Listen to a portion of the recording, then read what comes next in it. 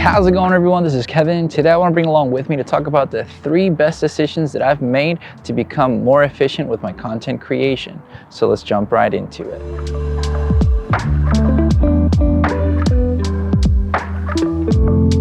Lately, I've been reflecting on the things that have helped me out to become more efficient with my content creation, whether it comes down to client work, YouTube, or anything that I want to do with photography and videography. And I thought it'd be great to kind of share a little bit of the insights that I think have helped me to become more efficient, and I hope to help you out as well. So we're gonna get right to it.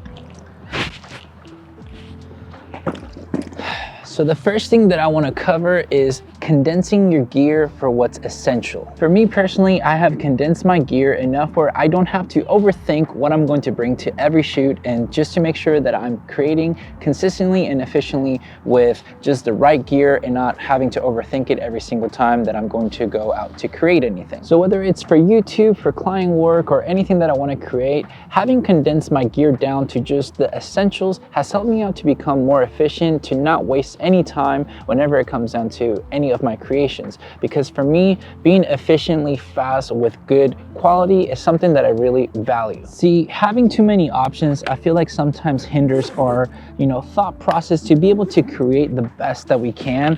And for me, just having this one lens, the 35-150, as well with the 17-28, where I'm using it more for my behind the scenes footage, really has helped me out to just have the bare essentials where I'm not gonna have to think if I need to bring this lens over that lens to create what I have to create. See, for me, one of the best things that I have learned to do is just let go of kind of like that hoarding of wanting to have every new and best gear, but just have what's gonna bring out the best quality. And for me lately, it's just been the 35-150, the 17-28, and my GoPro camera, just for some different kind of behind the scenes, and also having some great, ND filters and my microphones, whether it's my lav microphone or the Rode Video Micro. But now I don't have to really overthink what I'm going to be bringing every time I go to shoot.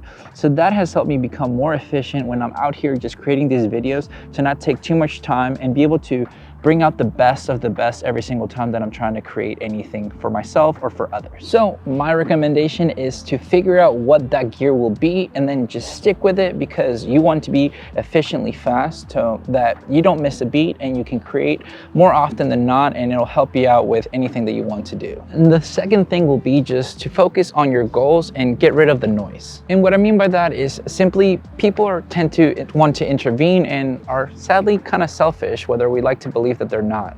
A lot of the times, most people will try to just put some hateful comments or try to push you away from your goals and mindset, that it really hinders your growth and wanting to become better every time, because we start thinking about what they're saying rather than focusing on what we want to achieve ultimately. See, one of the things that I've learned over the years, whether it's with photography, videography, or music, is that most people won't want to support your dreams, especially the people that know you and are in the same niche as you.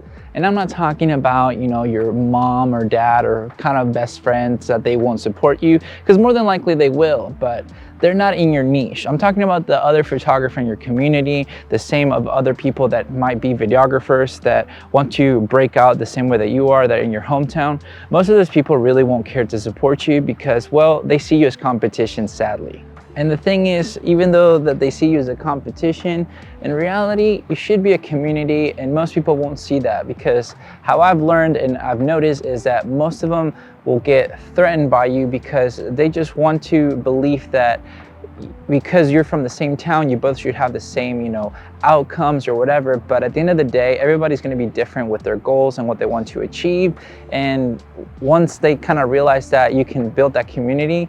But a lot of people kind of feel that threat because they don't want to see you do better than them, because they think in the long term is that, oh man, they come from the same city as I do, they can't do better than I can because we had the same resources, when in reality, that's just noise that they're hindering themselves for growth. And that's something that I've learned to do for myself, to just focus on my ultimate goals without, focusing on the noise of others. But that's what I've done for myself. I've literally just focused on my own goals and everything that I've kind of wanted to achieve, rather than focusing on the noise or anybody trying to intervene it, because the moment that you spend so much energy on that, you're going to be feeling burnt out to work on the ultimate goals that you should be working on for yourself.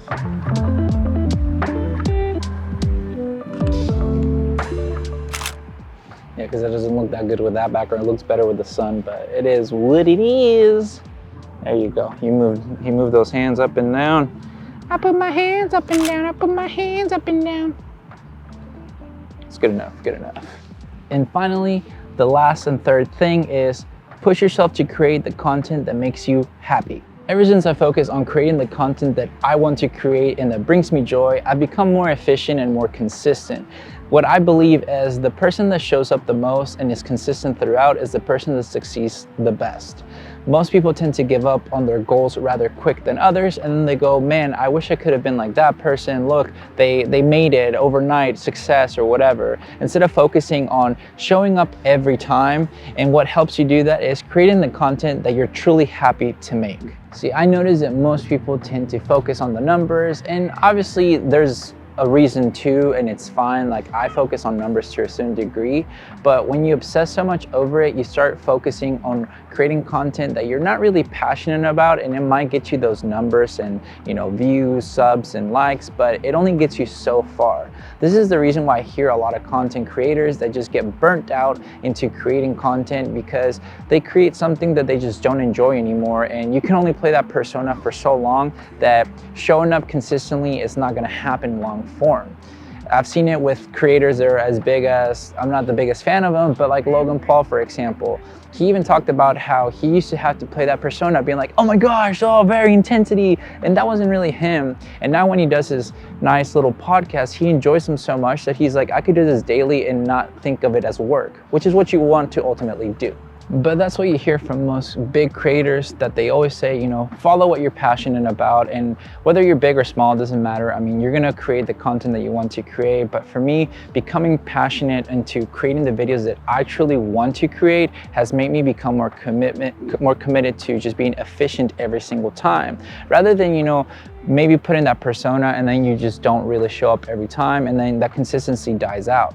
For me, for the last a bit of 2 years now doing more of the YouTube stuff, I've been consistently putting out about 3 long form videos and a lot of short content now as well, just because it's something I truly enjoy. Not because it feels like a chore, but it's because it's something that I enjoy going out, taking photos, whether it's something incredible or not, but also being able to edit it, just piece it together. It's just something I truly enjoy that makes me become consistent to be able to put out more videos, which I'm now seeing more and more of those numbers that most people tend to obsess of at the beginning.